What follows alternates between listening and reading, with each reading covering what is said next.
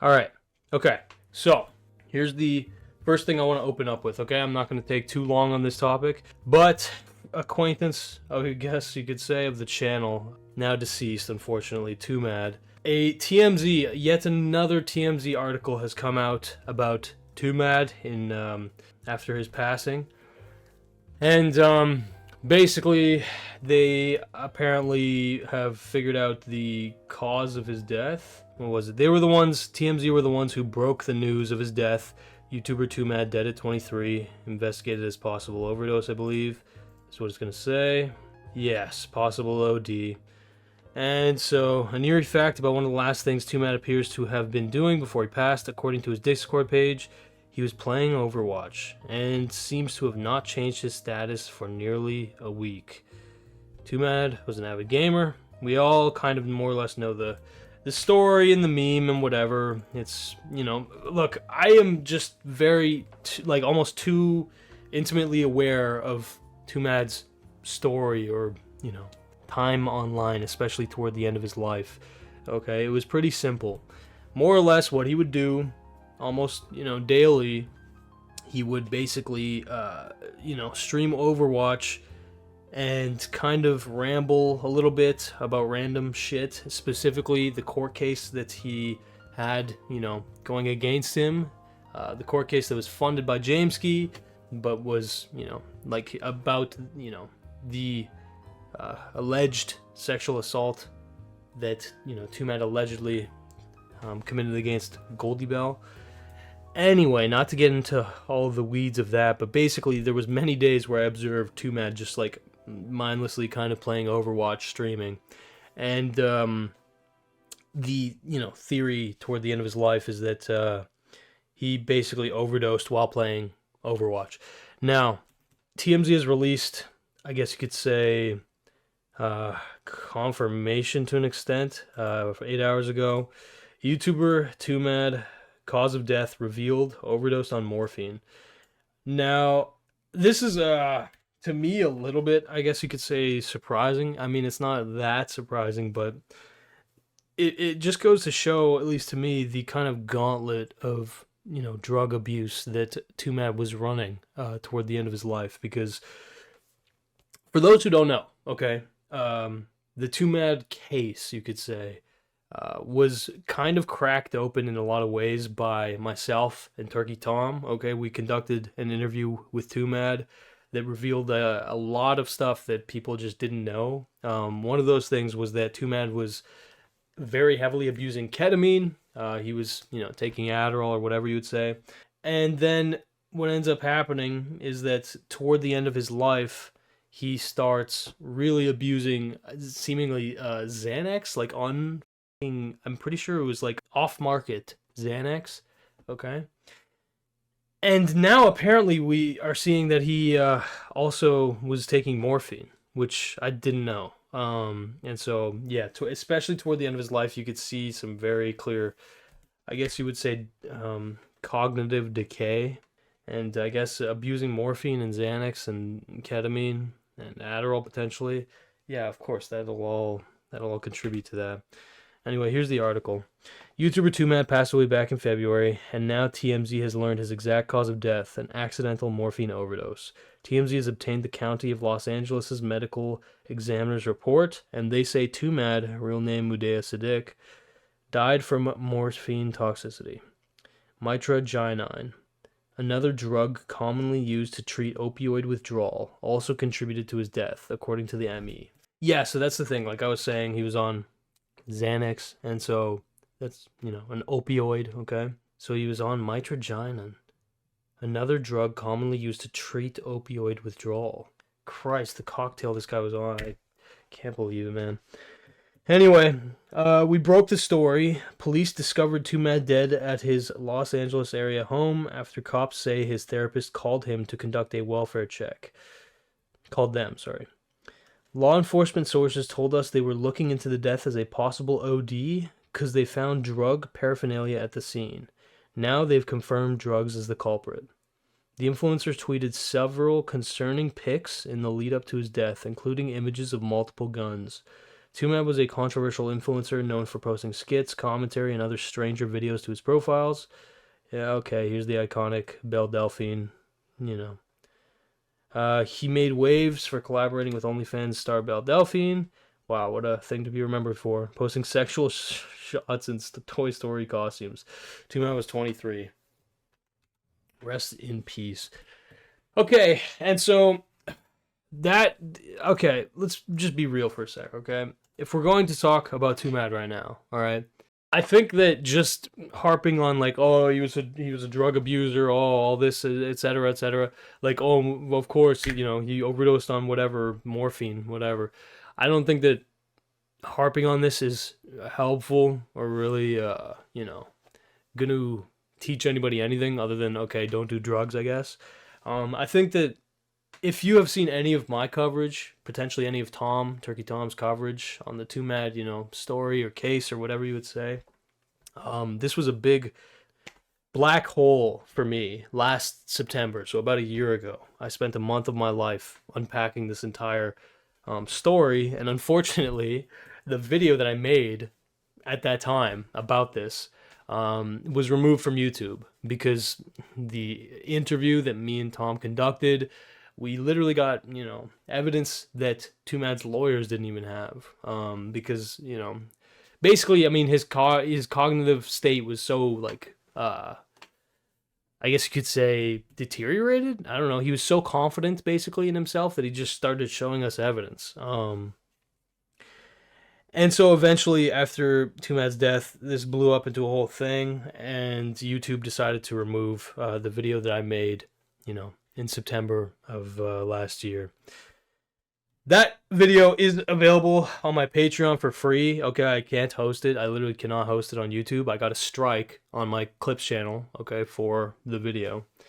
But the big lesson from that video, okay, which I have repeated many times at this point, was effectively that, yeah, okay, Twomad, sure, you had a drug problem, okay, but deeper than that, Twomad was a guy who was very, very alienated, okay, and very, yes, narcissistic, absolutely, like there was absolutely a degree of narcissism that he was, you know, it kind of projecting onto a lot of people, but foundationally, the guy really, really, is the product of isolation, okay? He's the product of not having friends or family living in the same city as you, okay? Having a nice big mansion in LA, right?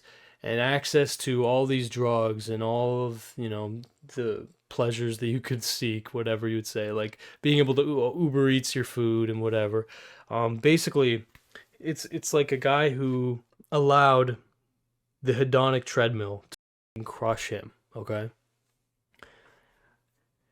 Of course, you could argue that this is like a personal failure of Twomad, whatever you would say. This is something that, you know, oh, it's his fault, it's completely his fault. But it's like, at the same time, you know, I want to take it a little bit of a level deeper, okay? Aside from, of course, okay, take your own accountability for your own life, which you should do, okay? And do it. That's good. But when I look at Twomad, when I think about Twomad, I really do see a picture of how much sense it makes, truly, for kind of the path that he ended up taking, right? It's like the dude pops off for ADHD-ass edits in Overwatch when he's like 15 years old, okay? By the time he's like 16, 17, he's already a popular YouTuber. So this motherfucker's brain has been shaped by the algorithm. Add on top of that, that even prior to that, he was already a little bit of a social pariah, as exemplified by, you know, a lot of his funniest stories, honestly. Like if you watch this animation, this is like one of the funniest animations I've seen on YouTube, and that's really saying a lot, but it's just true. Twomad gets kicked out of school. This is like just so funny. And because I was such a autistic incel, I was like the kid who was always on the computer, right? When I was a kid, I would always be on the computer. I was typing fast. Like I was on the computer. I play a lot of games, more than any other kid, right? At that age, I was like 10 or 9 or something like that. I was at school, and like we're doing all the right type. Now I don't know if y'all know what all the right type is. All the right type. I don't know if y'all know. Anyway, You can watch that on your own if you want, but he does frame himself, I would assume accurately, as somewhat of a social pariah, like a kid that people thought was weird and whatever. And so take a kid who's a little bit already ostracized. His parents, right, are immigrants. Okay, so that might, make it a bit harder for him to integrate, whatever you would say. He pops off, okay, at like 15, 16-ish. And from the ages of basically 17 to 21, the motherfucker ascended. Ascended. He became hella famous, okay? Wealthy, right? Not super wealthy, but he had damn money, which not a lot of fucking 20-year-olds have a lot of money, okay? And on top of all that, he was regarded as like, a kind of skilled, almost comedian tier entertainer, right? Like he had the respect in a certain degree, right? Like PewDiePie is reacting to his stuff. He had that viral, good night, girl. I'll see you tomorrow. You know what I mean? Clip. And so you go from that, right? And then you basically, so you have a guy who's like a little bit like alienated. He doesn't need friends, right? Like he literally makes money and gets popular for sitting in his fucking room making just jokes, basically.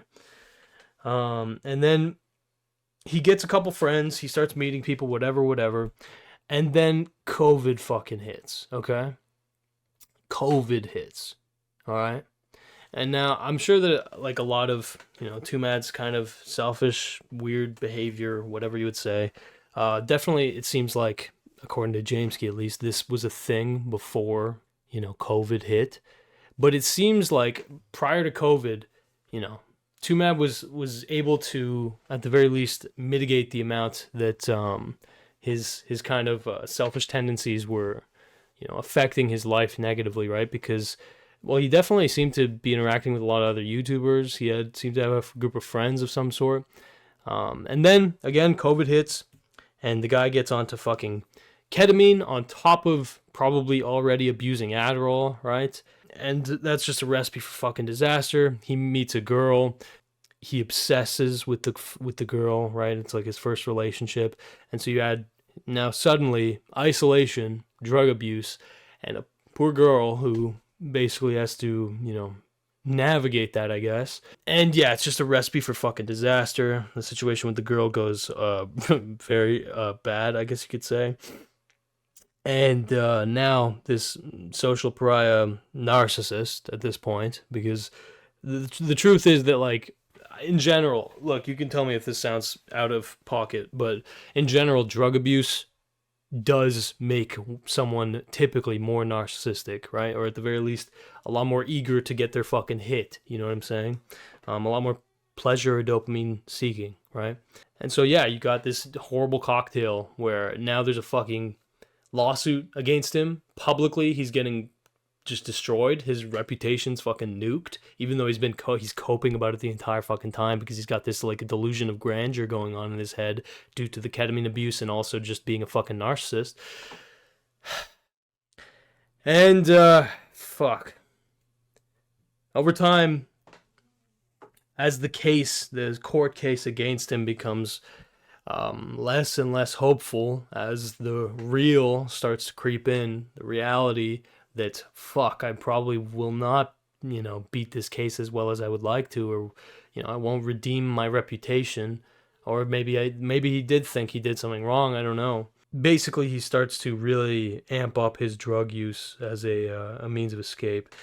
And so, if there's anything to be learned from Twomad's situation, in my opinion, it's honestly a pretty simple lesson, okay? Yeah, okay, don't do drugs, but more important than that,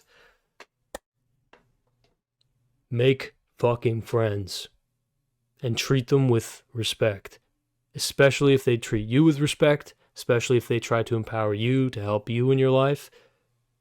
Maintain fucking friendships. It's very, very important, and it's often extremely undermined, the importance of this in our modern day, okay? Oh, you only want people who you can make money with. You only want people who, are on the same path as you, same career as you, whatever.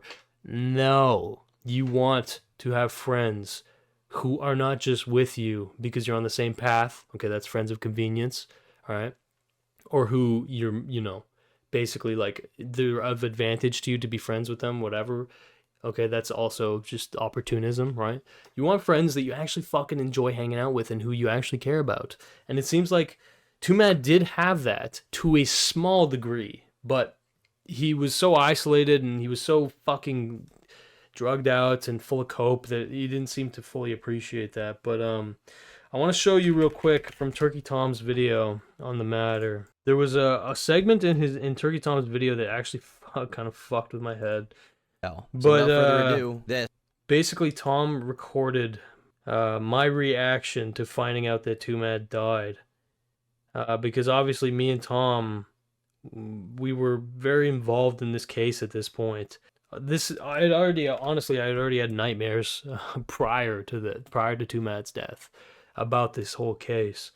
When I was working on it, it was like, fuck, man, like something about it. It was just like, dude, why am I making this fucking video?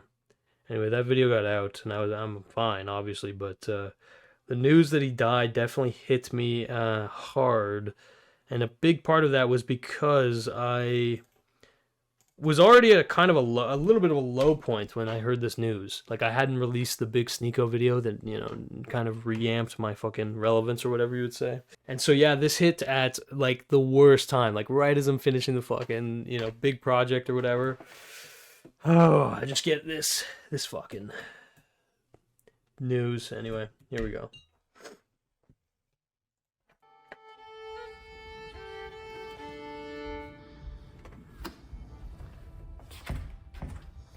Tom's hair looks horrible in this, bro.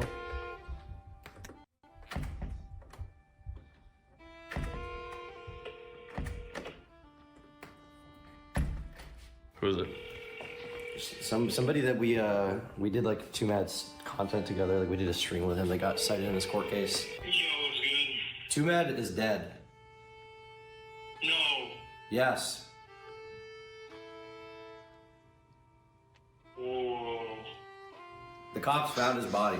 He's dead. TMZ just reported it. Bro, the cameraman laughing in the background kills me, dude. This is so hard to watch, but goddamn. He's fucking gone. Oh my fucking god. This is not like a joke. I'm not pranking you. Like he killed himself. He overdosed. Holy fucking shit. Law enforcement sources tell us the internet personality was found unresponsive Tuesday night at his Los Angeles area home. This is after somebody called in to ask for a welfare check. He hadn't been heard from for a few days by concerned parties, and he missed some appointments. As a result, the cops were sent to check on him, and that's when they found the body. Although it's unclear how long he'd been in that state.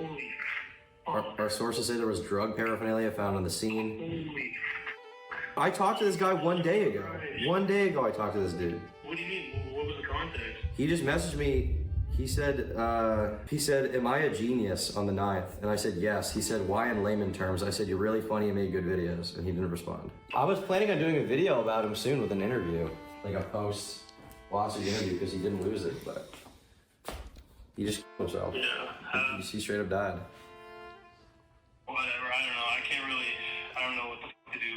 Like, I just gotta basically just not think about it for a bit, I guess. But yeah. No, yeah. I mean, I have nothing to say. Like, I don't even know what I'm supposed to say about it. It hasn't really hit. Yeah. Yeah. Do you think you'll make a video on TomDark, or you think let that be, or what's your Maybe in a week or two. I'm traveling anyway, so I really can't right now. But yeah. Okay. All right. Anyway. All right. Whatever. Safe travels, bro. Yeah. Thanks, man. You too. Take it easy. Yeah. I will. Bye. Holy shit. Alright. Okay, bro. Okay, alright. Anyway, look. Fuck. God. Okay, I'm just gonna show you the segment real quick that I think that this is gonna be a little bit better than showing that. That was not that wasn't really totally worth showing probably, but I just remember that moment just really sticks out in my head. Receiving that call, I was like, bro, fucking hell. So yeah, if it wasn't obvious, that interview ended on a gross feeling note. I don't think anyone came out of that conversation feeling better about their lives, better about themselves. And so if there's any takeaway that I'd like to share with you, I'm just gonna avoid giving my opinion on the Twomad stuff, because I think it is wise to just let the court case happen at this point. But there was one thing that Twomad said that definitely left an impression on me. Has there anyone that's been around you throughout this? Like, just kind of keep your head on straight, or no? Not really. I'm based. I see. You're making being based sound really depressing, bro. What do you mean depressing? It builds character. Being alone, it can. Yes. I mean, absolutely. You don't think that builds fortitude, having a hard life? no, I want a hard life. I've never wanted an easy life, but doesn't mean you need to experience it alone. Anyway. Yeah. I think having people around you is really important. Well, there's 7 billion people, so eventually it's fine. Yeah, I mean, if there was one thing that was just oozing from this conversation, it was the very obvious fact that Twomad is super desocialized. And I really don't mean that in a judgmental way, it just seems very obvious.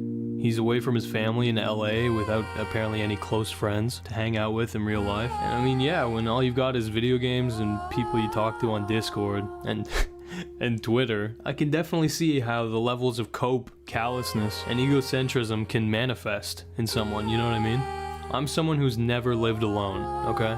I've lived in tight spaces with a lot of people, and I've been humbled, kept in check, but also guided by other people throughout my life. I'm not sure if Twomad had this conversation because he doesn't have any friends who will talk to him about this kind of stuff. I mean, I don't even know him, and I'm pretty sure Tom doesn't consider him a friend. Having people around you who don't blindly worship you, who question you even, who have their own interests and ambitions, is extremely important for development. When Twomad mentions wanting a hard life and associating being alone with a hard life, it makes me question a little bit what kind of life he wants to live. Because in my opinion, living with and around other people is not easy. What seems easier is just crawling into a cozy little bubble, only interacting with the people you approve of online, and evading all accountability and ownership in favor of cope. Straight up cope. People act as mirrors. They reflect what you are, in case you don't know.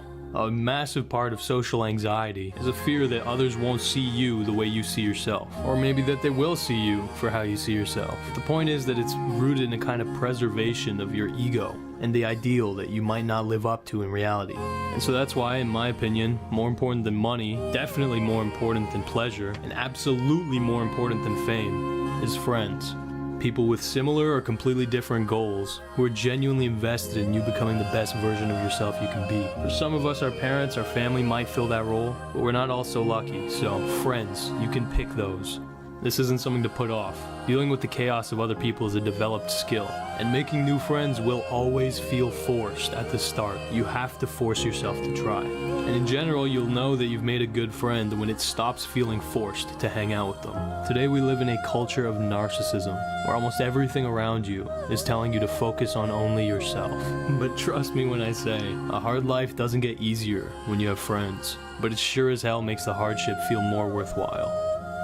Mail, mail from Mars.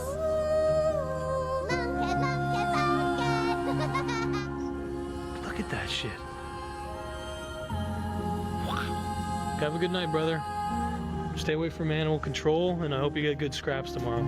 Okay, anyway, that's enough preaching for one day. So, in the meantime, get off the ket, onto NoFap, and into the gym, motherfucker. Manifest your ambitions, make some friends, and most importantly, give your mother a hug.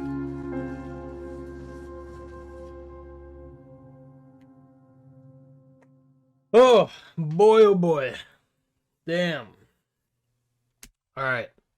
This topic hits me pretty hard, man. And, again, you do not need to be fucking addicted or, dependent on any substances, on drugs, for this lesson to apply to you, okay? I think it's not a sign of naivety, alright?